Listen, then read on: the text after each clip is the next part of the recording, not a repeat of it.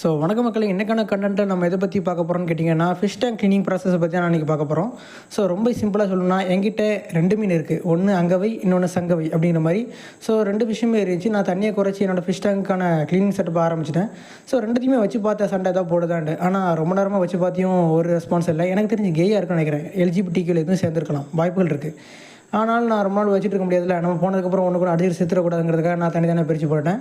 2வது பாத்ரூமுக்கு என்னோடய ஃபிஷ் டேங்கை தூக்கிட்டு போனேன். அதை க்ளீன் பண்ணுறதுக்கான சில ப்ராசஸ்லையும் ஆரம்பித்தேன்.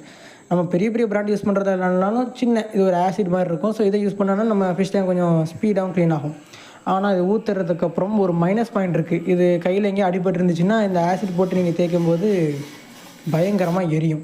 ஸோ நல்லா க்ளீன் பண்ணி முடிச்சதுக்கப்புறம் நம்ம ஃபிஷ் டேங்கை கொண்டு நான் இருந்த இடத்துலேயே கொண்டு வந்து வச்சுட்டேன். ஸோ அதுக்கப்புறம் எல்லாம் தண்ணியை ஃபில்லப் பண்ண ஆரம்பித்தேன். கொஞ்சம் கொஞ்சமாக ஃபில்லப் பண்ணி அதையுமே நான் ஓரளவுக்கு நிறச்சி முடிச்சிட்டேன். அதுக்கப்புறம் அதுக்குள்ளே 2 ஃபிஷ்ஷையும் விட்டு பார்த்தேன். ஸோ க்ளீன் பண்ணி முடிச்சதுக்கப்புறம் நம்ம ஃபிஷ் டேங்க் வந்து ஓரளவுக்கு கிளியராக ஆகிடுச்சு. ஸோ இதுக்கப்புறம் அதை வச்சு நான் ப்ரீடிங் பண்ணலான்னு இருக்கேன்.